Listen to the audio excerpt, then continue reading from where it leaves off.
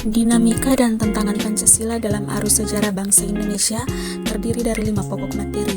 Yang pertama, pra-proklamasi, yang kedua masa awal kemerdekaan, yang ketiga zaman Orde Lama, yang keempat Orde Baru, dan yang kelima Orde Reformasi.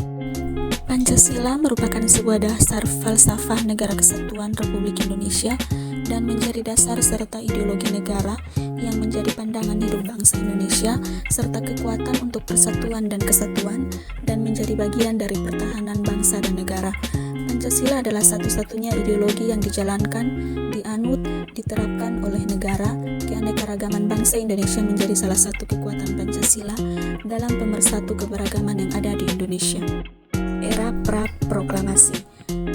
Pada era ini, Ketua BPUPKI Dr. Andus Rajimanwedyo Diningrat meminta kepada sidang untuk mengemukakan dasar negara Indonesia jika pada tanggal 29 Mei 1945. Begitu lamanya penjajahan di bumi pertiwi menyebabkan bangsa Indonesia hilang arah dalam menentukan dasar negaranya.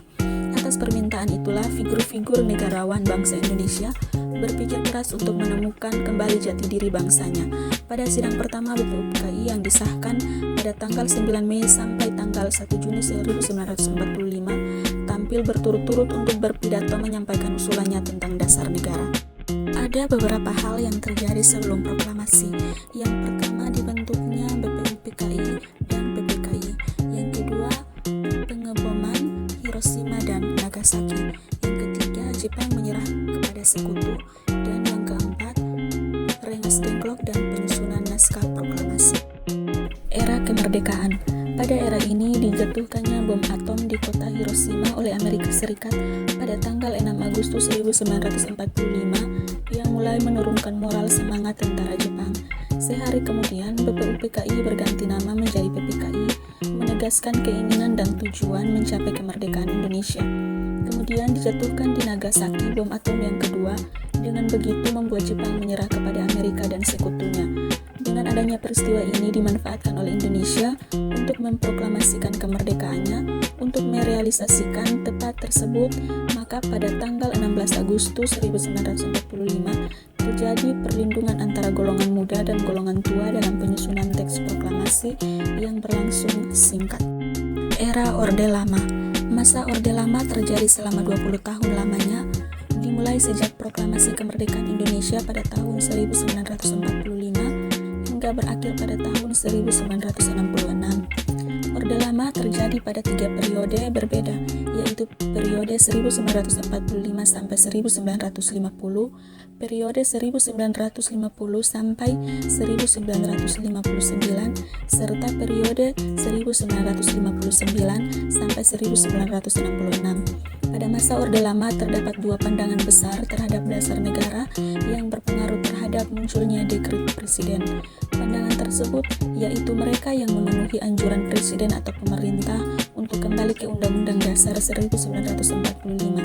Atas kejadian tersebut menyebabkan Presiden Soekarno turun tangan dengan sebuah dekret presiden yang disetujui oleh kabinet pada tanggal 3 Juni 1959. Orde Baru. Masa Orde Baru merupakan tatanan kekuasaan yang berada di bawah kepemimpinan Presiden Soeharto.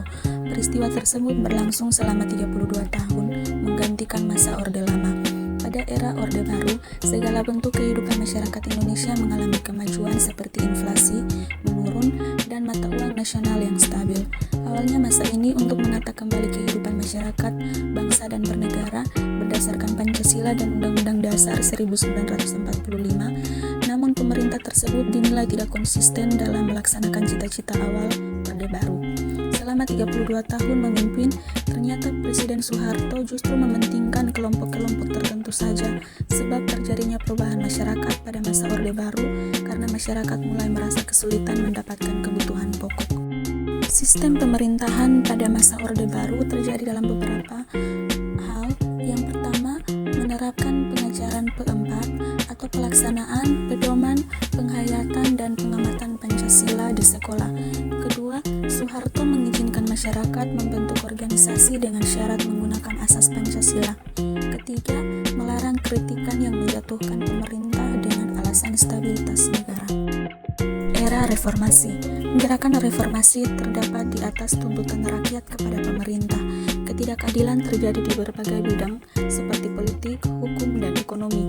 Reformasi merupakan suatu perubahan tatanan kehidupan lama dengan kehidupan baru dan secara hukum menuju ke arah yang baik.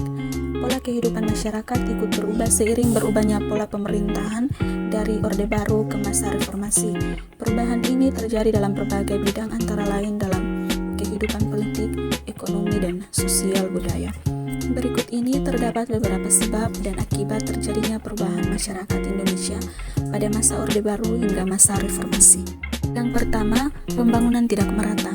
Pada masa Orde Baru, pemerintah memfokuskan pembangunan di Pulau Jawa dan tidak memperhatikan wilayah-wilayah yang lain. Hal tersebut mengakibatkan beberapa daerah di luar Jawa tetap merasakan, padahal mereka juga turut menyumbang devisa lebih besar untuk negara seperti Kalimantan, Riau, dan Papua. Yang kedua, politik didominasi Golkar. Di era Orde Baru, terjadi 6 kali pemilihan umum yang selalu dimenangkan oleh partai golongan. Hal ini karena semua elemen pemerintah atau pegawai negeri diharuskan untuk memilih partai tersebut.